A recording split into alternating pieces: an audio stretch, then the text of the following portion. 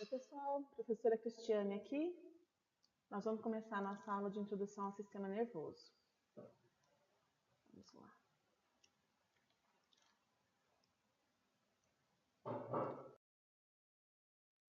Bom, aqui a gente tem uma imagem mostrando o modo como o sistema nervoso trabalha. Vamos lembrar que o sistema nervoso central, ele é composto das áreas do sistema nervoso que estão dentro das caixas ósseas, que são o crânio e a coluna vertebral. Então, a gente está falando do encéfalo e da medula espinhal, respectivamente, ok? E o sistema nervoso periférico, ele é composto pelos neurônios sensoriais e os neurônios motores. Aqueles neurônios que levam a informação de um lado para o outro, na verdade, trocam informação entre o corpo e o sistema nervoso central, tá? Aqui, gente, a gente tem essa imagem mostrando que a gente tem uma entrada de informação no sistema nervoso, dada pelos neurônios sensoriais, tá? Que a gente chama de aferentes, certo? Porque eles estão trazendo informação para o sistema nervoso. Quando a gente usa o termo aferente, a gente está fazendo uma terminologia de relação. Você tem uma área que te dá um ponto base, e tudo que chega naquela área é aferência, e tudo que parte daquela área é eferência, ok? Então, os neurônios sensoriais são aferências do sistema nervoso central. E os neurônios motores levam o que quer que tenha sido processado do sistema nervoso central para a periferia, são as eferências. Agora, veja aqui, os neurônios eferentes, que são os motores, eles têm duas divisões, duas possibilidades. Nós temos os neurônios autonômicos e os neurônios somáticos, ok? Os neurônios autonômicos são aqueles neurônios que participam da regulação das vísceras, da musculatura lisa, da musculatura cardíaca, das glândulas, tá? Então, eles participam da regulação da homeostase. A gente vai estudar eles um pouquinho mais ainda esse semestre, e a gente vai ver que existem duas divisões, a divisão simpática e parasimpática dentro dos neurônios autonômicos motores. E a gente tem aqui a parte eferente somática, tá? Então, os neurônios somáticos são aqueles que controlam a musculatura estriada esquelética, ou seja, são aqueles que geram os movimentos, tá bom? Os comportamentos.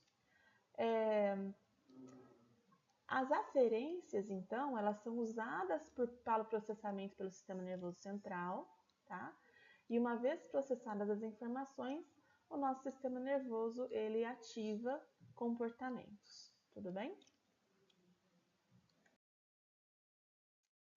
Bom, nós estamos falando então de funções que são primariamente processadas por neurônios, que são, a gente chama eles de unidade funcional do sistema nervoso. Por quê? Porque eles são a menor unidade que vai executar as funções do sistema nervoso, tá bom? Como vocês já viram em histologia, os neurônios são divididos em partes. Então, a gente tem aqui o corpo celular, tá? Onde a gente encontra todas as organelas necessárias para a manutenção da vida dessa célula, tá bom? E desse corpo celular partem extensões, né? Que a gente pode ver aqui, ó. Várias extensões. Muito bem. Parte dessas extensões a gente chama de dendritos, certo? Que são, lembra que eu falei que os termos aferência e eferência têm relação com uma área?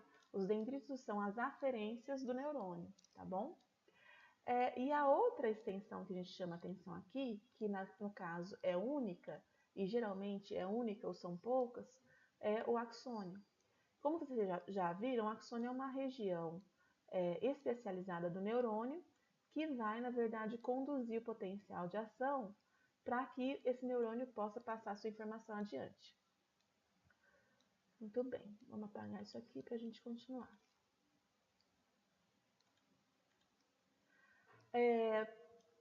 Aqui no axônio, a gente pode reparar ainda na bainha de mielina, que está representada em azul, ok?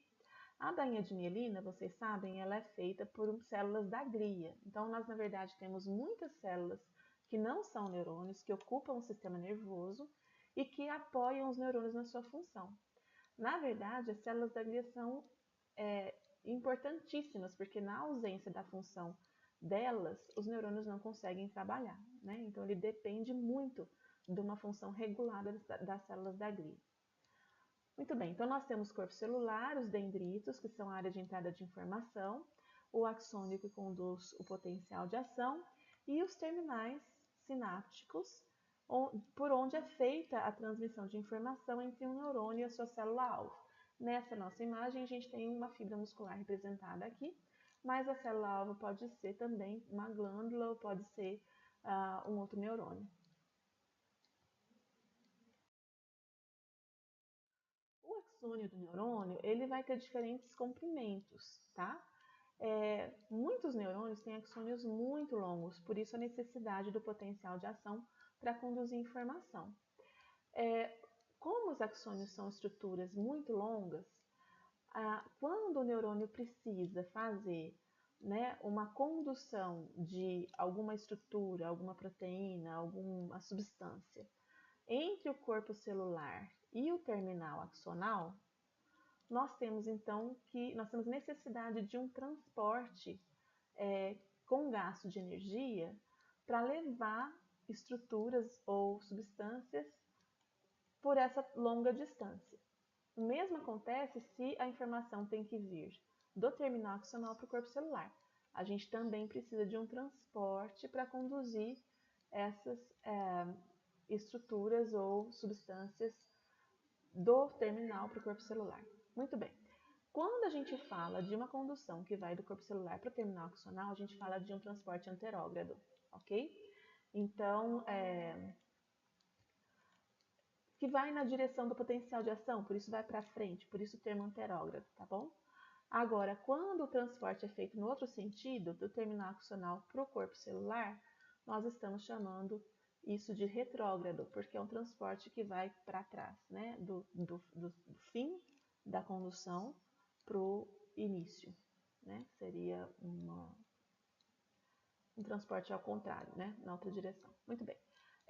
Isso aqui é importante porque, primeiro, porque a gente tem axônios que são muito longos e a gente tem estruturas ou substâncias que precisam precisam ser transportadas de um lado para o outro, e se não houvesse a ativação de proteínas que gastam energia para fazer essa condução, a gente não teria uma função muito eficiente. Então aqui a gente tem representado, tá vendo, os microtúbulos que formam o citoesqueleto dessas células, e também a gente tem representados esses pontinhos pretos aqui, ó, seriam as nossas proteínas motoras que se ligam a essas vesículas representadas por esses círculos, certo? Para conduzi-las de um lado para o outro. Essas proteínas são as gineínas, as cinesinas, que são proteínas motoras que se ligam ao citoesqueleto, tá bom? De importância médica, a gente pode citar que existem algumas doenças que invadem o sistema nervoso através de um processo de condução retrógrada, tá? Como é o caso, por exemplo, do vírus da herpes ou do vírus da raiva. Isso também, essa condução, ela é usada como uma ferramenta para o estudo das neurociências, porque nós temos a possibilidade de fornecer substâncias, seja para o terminal do neurônio ou seja para o corpo celular, e essas substâncias são capturadas e conduzidas por esse sistema, e a gente pode agora inferir, ou a gente pode descobrir de onde esse neurônio parte e para onde ele vai, através da descoberta de onde essas substâncias chegam depois de serem transportadas no sistema nervoso. Então, aqui a gente vê os diferentes tipos de neurônios que têm sua morfologia alterada relacionada com a sua função. Em relação à função, a gente pode classificar esses neurônios de acordo com a sua organização morfológica, certo? Aqui desse lado, vocês podem ver que a gente tem um modelo de neurônio, certo? Esse modelo de neurônio vai servir para a gente verificar o que cada parte dessa imagem significa. Olha só. Primeiro, a gente vê aqui em azul, realçada a região aferente do neurônio. Lembra que eu falei para vocês que o termo aferência, ele está relacionado com uma referência, certo? Nesse caso, a gente está falando das aferências para o neurônio, que acontecem na região do corpo celular e dos dendritos, normalmente, tá bom? A segunda região que a gente precisa destacar é a área integrativa. O que isso quer dizer? Existe uma região onde é definido se esse neurônio vai fazer potenciais de ação ou não, se ele vai gerar potenciais de ação ou não, que é exatamente essa região onde o axônio se insere na região de aferência, tá bom? É aqui que a gente tem onde começam a aparecer aquelas proteínas, que são os canais de membrana dependente de voltagem. Então, é aqui que, se a despolarização atingir o limiar, isso leva à formação de potenciais de ação. Em terceiro lugar, a gente tem essa área condutiva, que é justamente a área por onde o potencial de ação é conduzido no neurônio para poder transferir a informação para outra estrutura, tá? E a gente, portanto, está falando aqui dos axônios, tá bom? E, finalmente, a gente tem a área eferente. Então, é a região por onde as informações partem do neurônio para uma outra célula. E a gente está, por exemplo, portanto, né, falando aqui da região sináptica desse neurônio, ok? Muito bem. Agora, os neurônios que a gente encontra no sistema nervoso, eles são um pouquinho diferentes, claro, desse nosso modelo de neurônio, ok? Nós temos principalmente duas categorias importantes a mencionar aqui. Primeiro, a gente tem os neurônios que fazem parte do sistema nervoso periférico. E depois, os neurônios que fazem parte do sistema nervoso central, tá? Então, neurônios sensoriais e motores fazem parte do sistema nervoso periférico. E interneurônios, olha aqui, a palavra interneurônios, fazem parte do sistema nervoso central, ok? Muito bem. Os neurônios sensoriais, eles são uma população de neurônios com uma característica bem interessante, porque o que acontece? O corpo celular desses neurônios, ele não é uma área de aferência de informação para o neurônio, porque, na verdade, ele se localiza lá no gânglio da raiz dorsal, bem longe da região de recepção de informação. A região de recepção de informação desse neurônio fica próximo à região de captura, que pode ser a pele, né? Pode ser, por exemplo, a cóclea, no caso do sistema auditório. Então, varia muito dependendo da informação sensorial que a gente está falando, tá? Mas a gente tem, em muitos casos, né, na maioria dos casos, o corpo celular distante dessa região de recepção de informação, tá? Então, a gente tem que os dendritos, eles caem direto na zona integrativa, certo? E aqui da região integrativa, a gente tem também direto o acesso ao axônio, ok? Então, o corpo celular desse neurônio, ele existe para manter essa célula viva, no entanto, não participa da recepção de informação. E, é claro, a gente tem a área eferente para a transmissão de informação para uma próxima célula. E como a gente está falando de um neurônio sensorial, esse segundo neurônio aqui é um neurônio do sistema nervoso central, né? Que vai receber a informação do neurônio sensorial. No caso do neurônio motor, a informação é conduzida no sentido oposto, ou seja, ela parte de um neurônio central, do sistema nervoso central, para chegar no neurônio motor. Então, a gente tem esse neurônio motor muito parecido com o nosso neurônio modelo, tá? Uma árvore dendrítica associada a um corpo celular que compõe a região de aferência de informações, tá? Uma região integrativa partindo do corpo celular e chegando então ao nosso axônio mielinizado, que conduz o potencial de ação, no caso, como a gente está falando de um neurônio motor, até uma fibra muscular, certo?